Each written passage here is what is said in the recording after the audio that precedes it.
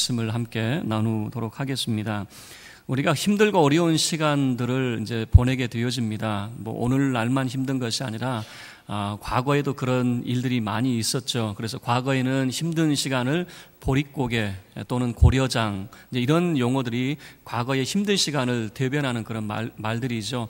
먹을 것이 없었던 보릿고개, 또 얼마나 힘이 들었으면 자기의 부모를 내다버리는 고려장 이런 것도 아니겠습니까? 그런데 이제 현대에는 그런 힘들고 어려운 상황이 이 청년들에게 집중이 많이 되고 있습니다. 그래서 요즘에 청년들을 향해서 이런 표현을 쓰더라고요. 민달팽이 세대라고 하는 표현을 쓰더라고요. 그게 뭐냐 그랬더니 원래 달팽이는 집이 있잖아요. 자기 등에 집을 이고 다니는데 민달팽이는 집이 없다네요. 그래서 왜 민달팽이라고 하는가 했더니 젊은 청년들이 이 고시원 한 3평 남짓 하는 그 고시원 그 쪽방에서 미래의 꿈을 키우면서 그렇게 힘들고 어려운 시간을 보내고 있는 그런 모습을 이렇게 열악한 주거 환경 가운데 있는 우리 청년들을 이 민달팽이 세대라고 그렇게 표현을 하더라고요. 근데 요즘에는 그 청년들을 일컫는 말들이 점점 더 뭐라고 그럴까요? 힘든 그 이야기들이 좀 쏟아지고 있습니다. 과거에는 3포 세대라고 하는 그런 말이 있었잖아요. 근데 지금은 벌써 7포 또는 9포 이렇게 계속해서 포기하는 게 막 늘어나나 봐요. 요즘에 3포라고 하면 여러분 잘 알듯이 청년들이 연애조차 못하고 결혼, 출산 이런 것은 아예 꿈도 못 꾸는. 그런데 지금은 7포 그러면요. 이제 거기에는 이런 것도 포함이 되는데 인간관계, 내 집 마련, 또 직업, 꿈 이런 것들 다 포기해야 된다. 청년의 특권은 이거 아니겠습니까? 꿈과 희망을 갖는 거. 여러분, 청년이 꿈과 희망이 없으면 그건 더 이상 청년이 아니죠. 청년만이 가질 수 있는 특권이 꿈과 희망 아니겠습니까? 그런데 오늘날 시대를 살아가는 청년들에게는 꿈도 희망도 포기하라라고 하는 참 힘들고 어려운 세대를 살아가고 있다라고 하는 것을 보여주는 그런 단적인 표현이 되어질 것입니다. 근데 오늘 이 본문의 말씀을 보면요, 꿈과 희망이 사라진 한 여인에 대해서 소개를 하고 있습니다. 희망이 없는 시대를 살아가는 그 한 여인, 그런데 그녀의 그런 절망적인 상황이 어떻게 희망으로 바뀌게 되어졌는가라고 하는 것을 소개를 하고 있는데, 오늘 말씀을 통해서 한 여인의 절망이 어떻게 희망으로 바뀌게 되었는가 우리가 함께 살펴보도록 하겠습니다. 먼저 그 여인의 절망이 1절 속에 담겨져 있는데, 삼중고라고 우리가 말을 하게 되어지죠. 그러니까 이 절망이라고 하는 것이 그 하나가 있는 게 아니라 연거푸 발생이 되어지는 겁니다. 그러니까 어려운 일은 무슨 도미노 현상 같아요. 그러니까 하나만 어려운 게 아니라 연달아서 계속해서 어려움이 생기게 되어지는데, 1절 말씀을 보면요, 첫 번째 어려움은 뭐냐면 남편이 죽었어요. 무슨 이유 때문에 죽었는지 모르겠지만 남편이 죽게 되어졌습니다. 이게 첫 번째 그 절망적인 상황이 되어지는 것이고, 두 번째 절망은 뭐냐면 이 빚을 지었다라고 하는 겁니다. 그러니까 그 빚이 어느 정도 졌는지 또는 어떤 이유로 빚을 졌는지는 모르지만 큰 빚을 졌다라고 하는 것은 우리가 알 수 있죠. 그리고 세 번째 그 절망적인 상황은 뭐냐면 빚준 사람이 그 여인의 두 아들을 종으로 삼고자 한다라고 하는, 이 삼중고 아니겠습니까? 뭡니까? 첫 번째는 남편이 죽었습니다. 두 번째는 큰 빚을 졌습니다. 세 번째는 자기 두 아들이 종으로 팔려갈 판이 되어지는 거죠. 그러니까 어려움이 하나만 있는 것이 아니라 연거푸 어려움이 계속해서 이 여인에게 나타나고 있는 이런 모습을 성경이 보여주고 있는 거죠. 자, 그러면 그 남편이 어떤 사람이었는가라고 하는 것을 1절이 보여주고 있습니다.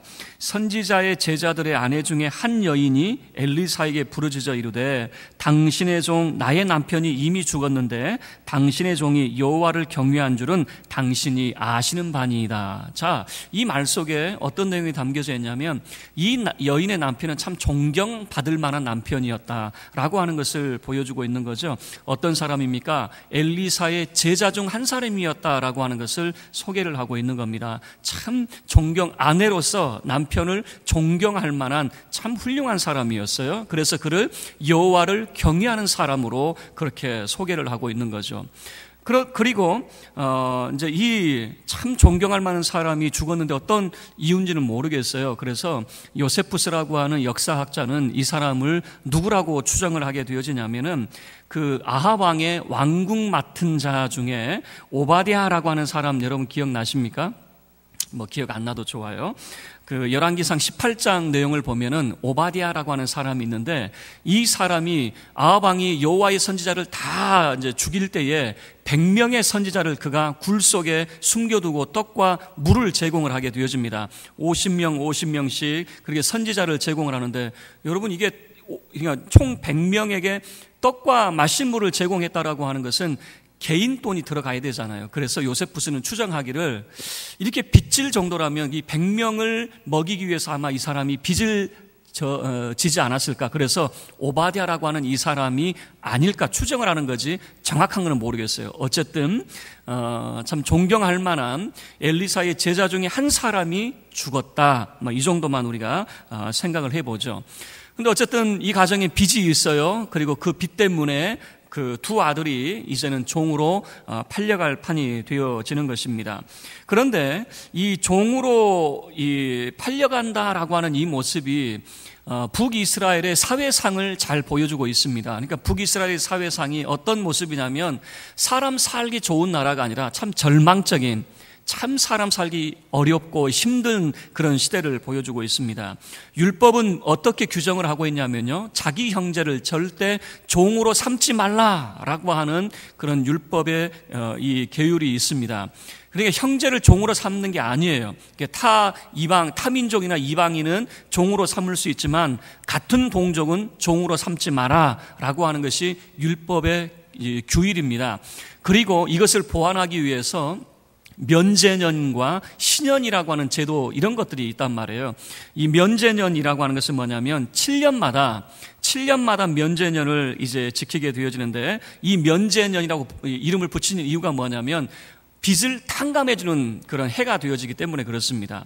그래서 이웃에게 빚을 이제 빌려줬다 할지라도 7년째가 되어지면 면제년 때에는 이 빚을 다 이 탕감을 해주는 거예요. 그래서 면제년이 되는 이 면제년에 이제 초막절이 있어요. 그 초막절에는 반드시 율법의 말씀을 낭독해서 하나님의 백성들이 어떻게 살아가야 되는가라고 하는 것을 배우게 되어지는데, 하나님의 백성들이 배우는 그 율법을 배우게 되어져요. 어떤 것을 배울까요? 면제년을 통해서 절대 자기 형제를 종으로 삼지 말라, 이런 내용들을 배우게 되어질 것이다라고 하는 겁니다. 자, 신명기 15장 2절이 이제 면제년에 대한 것을 말하는데 제가 봉독해 드리겠습니다. 면제의 규례는 이러하니라. 그의 이웃에게 구워진 모든 채주는 그것을 면제하고 그의 이웃에게나 그 형제에게 독촉하지 말지니 이는 여호와를 위하여 면제를 선포하였습니다. 그러니까 형제에게 빚독촉하지 마라라고 하는 것이 이 면제년의 규율이 되어지는 거죠. 또 신년이라고 하는 제도가 있어요. 50년이 되어지면 면제년이 7번 되어지는 그 다음 해가 이제 50년째가 되어지는데, 신년이 되어지면요 모든 것을 다 탕감해 줍니다. 이 신년에는 단순히 빚만 탕감해 주는 것이 아니라 노예로 팔려온 사람도 자유인이 되게 해주는 것이고요. 그리고 이 땅도 있죠. 땅도 원주인에게 돌려주는 것이 바로 이 신년이라고 하는 제도입니다. 그래서 이 신년을 다른 말로 여호와의 은혜의 해 또는 자유의 해라고 그렇게 표현을 합니다. 하나님께서 은혜를 베풀어 주신 해라 그 말입니다. 왜냐하면 모든 것이 원상으로 돌아가는 해, 이게 바로 신년이 되어지기 때문에 그렇습니다. 레위기 25장 39절에서 42절 제가 읽어드리겠습니다. 너와 함께 있는 내 형제가 가난하게 되어 내게 몸이 팔리거든 너는 그를 종으로 부리지 말고 품꾼이나 동거인과 같이 함께 있게 하여 희년까지 너를 섬기게 하라. 그때에는 그와 그의 자녀가 함께 내게서 떠나 그의 가족과 그의 조상의 기업으로 돌아가게 하라. 그들은 내가 애굽 땅에서 인도하여 낸 내 종들이니 종으로 팔지 말 것이라. 자, 이 신년이라고 하는 내용을 통해서 보여주는 것은 뭐냐면, 왜 자기 동족을, 형제를 종으로 삼지 말아야 되느냐? 그 이유는 뭐냐면 하나님이 애굽에서 인도하여 낸 하나님의 종이기 때문에 너희 형제들 가운데서는 절대로 노예로 삼지 마라라고 하는 것을 성경이 이 규정을 하고 있는 것입니다. 다시 이야기하면 하나님께서 애굽에서 꺼낸, 다시 이야기하면 하나님께서 죄와 그런 사망에서 건져낸 사람을 다시 너희들이 종으로 억압해서는 안 된다라고 하는 것이죠. 하나님이 자유케 한 사람을 너희들이 어찌 다시 종으로 얽매게 하느냐? 그거는 안 된다라고 하는 것을 이 면제년과 신년이라고 하는 제도를 통해서 우리에게 보여주는 것입니다. 자, 그런데 북이스라엘의 상황이 어떻습니까? 1절 말씀에서 보여주는 것은 빚준 사람이 찾아와가지고 지금 강제를 하고 있는 겁니다. 거의 반 협박을 하게 되어지겠죠. 뭐라고 이야기합니까? 빚 못 갚으면 너의 두 아들을 내가 종으로 삼겠다라고 이렇게 으름장을 놓게 되어지는 것 아니겠습니까? 이것을 오늘날 시대로 우리가 적용을 해보면 어떤 모습이 되어지겠습니까? 빚 때문에 오늘날 신체 포기각서를 쓰게 되어지고 인권 유린을 당하는 그런 오늘날의 모습과 같은 것 아니겠습니까? 그래서 이 일그러진 사회상을 잘 보여주는데 하나님의 율법이 시행되지 못하고 있다. 하나님의 말씀의 법이 시행되지 못하고 있는 북이스라엘 상황을 여실히 보여주고 있는 대목이죠. 자, 그래서 이 삼중고의 절망을 겪고 있는 그 여인이 어디에다 하소연을 하겠습니까? 그래서 엘리사를 찾아오게 되어집니다. 그래서 2절과 4절 내용을 보면요, 이 절망을 극복하는 방법을 소개를 해주고 있습니다. 한 여인이 엘리사를 찾아왔어요. 그리고 자기의 그런 사정, 그런 자초지정을 엘리사에게 이야기를 했습니다. 그랬더니 2절 말씀을 보면 엘리사가 그녀에게 찾는 것이 있어요. 자, 우리 2절 함께 합독하도록 하겠습니다. 2절입니다. 엘리사가 그에게 이르되 내가 너를 위하여 어떻게 하랴? 내 집에 무엇이 있는지 내게 말하라. 그가 이르되 계집종의 집에 기름 한 그릇 외에는 아무것도 없나이다 하니라고 하는 거죠. 지금 엘리사가 그녀에게 찾는 것은 무엇이냐면 그녀에게 없는 것을 찾는 것이 아니라 너에게 있는 것이 뭐냐라고 하는 것을 지금 묻고 있는 것이죠. 엘리사가 그녀에게 찾고 있는 것은 이겁니다. 너에게 남은 것이 뭐냐 그 말입니다. 자, 그랬더니 그녀가 뭐라고 대답을 합니까? 내게는 기름 한 그릇 외에는, 여기서 그릇이라고 하는 것은 기름 그 항아리 같은 것일 거예요. 조그만 기름 단지를 말하는 것입니다. 이 기름 단지 하나 외에는 나는 아무것도 없습니다 라고 하는 것을 말하고 있는 거죠. 그러니까 이 여인이 얼마나 가난한 여인이었는지, 소위 말해서 이제 엘리사가 그녀에게 질문하는 건 이거죠. 너에게 돈 될 만한 것이 뭐 있느냐 라고 물어봤더니 뭐라고 답변하는 거예요? 내 집에 돈 될 만한 것은 기름 한 그릇 외에는 아무것도 없습니다. 다시 이야기하면 이 여인의 강조점은 이것이겠죠. 내게는 아무것도 남은 것이 없습니다 라고 하는 그런 표현이 되어지겠죠. 그런데 여러분, 2절 말씀에서 우리가 기억을 해야 되는 것은 무엇이냐면 엘리사는 그녀에게 너에게 없는 것을 묻는 게 아니에요. 그녀에게 무엇이 있느냐, 남아있는 것을 지금 묻고 있다라고 하는 것이죠. 어찌 보면 기름 한 그릇이라고 하는 것은 그녀에게는 보잘것없는 것이겠죠. 아무 가치 없는 것이겠죠. 그게 도대체 뭐란 말입니까? 그런데 엘리사는 무엇에 집중을 하게 되어지냐면 그녀에게 남아있는 기름 한 그릇에 집중하고 있다라고 하는 사실을 우리가 기억을 해야 됩니다. 다시 이야기하면 그녀에게 있어서 보잘것없지만 유일한 그것을 엘리사는 찾아냈다라고 하는 것입니다. 그리고 그녀에게 절망을 극복하는 방법을 이제 설명을 하게 되어지는데 뭐라고 이제 표현하는지 잘 보시면요, 세 가지를 이제 이야기를 합니다. 너는 집에 돌아가게 되어지면은 밖에 나가가지고 이웃들에게 그릇을 한번 다 빌려봐라. 빌릴 수 있는 대로 빈 그릇을 다 빌려봐. 그리고 이제 두 번째는 뭐냐면 너의 집에 들어가게 되어지면 두 아들과 문을 닫아버려. 다른 사람이 보지 못하게 문을 닫고 거기에 들어가. 그리고 세 번째는 뭐냐면 그 빌린 빈 그릇에 기름을 채워 라고 하는 절망을 극복하는 그런 이야기를 해주는 거예요. 여러분 어떻습니까? 지금 엘리사가 그 여인에게 하는 이야기가 뭐냐면은 그릇을 많이 빌려다가 두 아들과 함께 문을 닫고 말이야. 그리고 빈 그릇에 기름을 채워라. 그렇게 이야기를 했단 말이에요. 여러분 같으면 이 말이 어떤 의미일 것 같아요? 제가 볼 때는 이게 도대체 뭐 어쩌라고? 그래서 뭐 어쩌라고? 뭐 이런 내용이거든요. 왜 그러냐면 보세요. 성경을 눈여겨보실 게 뭐냐면, 예를 들어서 엘리사가 여호와의 말씀을 대언을 하고 있다면 엘리사는 하나님의 말씀을 듣고 말씀을 전해주겠죠. 여호와의 말씀이 이러하다라고 한다면 그것은 하나님께서 반드시 이루실 일이겠죠. 그러면 그 여자는 여호와의 말씀을 듣고 가는 것이기 때문에 하나님이 반드시 해주실 거야 라고 하는 확신이 있겠지만, 성경을 여러분 들여다보면요, 여호와의 말씀을 대언하고 있는 모습이 아니에요. 엘리사 개인의 말을 하고 있다라고 하는 것을 보여주고 있거든요. 지금 엘리사가 자기 개인의 이야기를 그렇게 해주고 있는 것입니다. 절망을 극복하는 방법이 그 여인에게 뭐라고 이야기하냐면, 멀리 있는 것이 아니라 이미 너 자신에게 있다라고 지금 엘리사가 말을 해주고 있는 것 아니냐 그 말이죠. 그런데 더 기가 막힌 것은, 저는 성경을 연구하면서 기가 막힌 것은 엘리사가 이렇게 말해준 것도 기가 막힌데 이 여자는 더 기가 막혀요.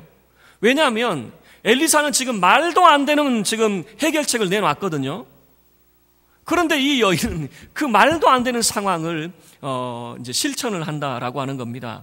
그래서 이 5절부터 7절까지의 내용을 보면 그녀의 절망이 어떻게 희망으로 바뀌게 되어졌는가라고 하는 것이 이제 소개가 되고 있습니다.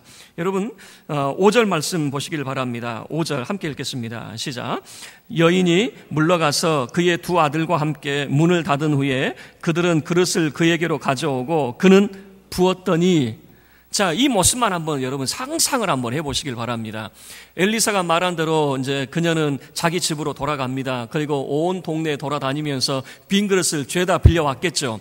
빈 그릇을 죄다 빌려와가지고 문을 닫았습니다. 엘리사가 말한 대로 이제 집 문을 닫고, 자, 집 안에서의 풍경을 여러분이 한번 상상을 해보세요. 이건 상상이지 성경이 이렇게 했다라고 하는 것은 없어요. 자, 어머니는 뭐냐면 지금 한 그릇에 그 기름병을 딱 붙들고 이것을 부을 준비를 하고 있고, 두 아들은, 한 아들은 지금 밑에다가 그릇을 받치고 있을 것이고 한 아들은 그 다른 빈 그릇을 대기를 하고 있겠죠. 교체를 하려고. 여러분 그 모습만 한번 상상을 해보세요. 여러분 이 모습을 보면요, 이게 얼마나 무서운 모습인지 몰라요. 뭐 하자는 거지? 그렇지 않아요? 여러분 이게 어떤 면에서 보면 정말 우스꽝스러운 모습일 수 있어요. 지금 뭐 하자는 거지? 만약에 기름을 부어가지고 빈 그릇에 만약에 차지 않으면 어떻게 될 거예요? 그죠? 이건 알 수 없는 거, 이게 찰 수도 있고 차지 않을 수도 있는, 정말 그 모습만 생각을 해보면은, 어머니와 두 아들의 그런 모습을 보면은요, 참 이게 뭐라고 그럴까요? 우스꽝스러운 모습일 수 있어요. 그런데 반면에 또 한 면으로 우리가 생각을 해보면 지금 그 모습은 하나님의 기적을 기다리고 있는 경이로운 모습일 수도 있더라 그 말이에요. 불신자의 입장에서 보면 이건 참 우스꽝스러운 그런 모습이 될 수 있어요. 제가 말씀을 준비하면서 이 어머니와 여인의 모습을, 그 두 아들의 모습을 상상을 해봤어요. 예를 들어서 엘리사가 찾아와가지고 엘리사가 직접 그것을 하고 있는 게 아니라 그 말입니다. 엘리사는 지금 딴 곳에 있어요. 그냥 엘리사는 말만 했을 뿐이고 그것을 실천하고 있는 것은 뭐냐면 여인과 두 아들이 실천을 하고 있는 거예요. 지금 여인은 이 기름을 따르려고 준비를 하고 있고 두 아들은 빈 그릇을 받치고 있는 이 모습을 생각하면 뭐 하자는 거지? 자, 보세요. 어찌 보면 순종은요, 가장 우스꽝스러운 모습일 수 있어요.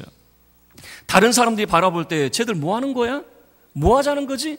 이렇게 생각할 수 있더라 그 말입니다. 그러나 또 한편으로 생각하면 하나님의 기적을 기다리고 있는 정말 경이로운 모습 중에 한 모습일 수도 있더라 그 말이에요. 그래서 5절만을 놓고 보면 우리는 긴장을 늦출 수가 없는 거죠. 과연 어떻게 되어질까? 그러나 성경의 내용을 통해서 우리는 이미 결과를 알고 있어요.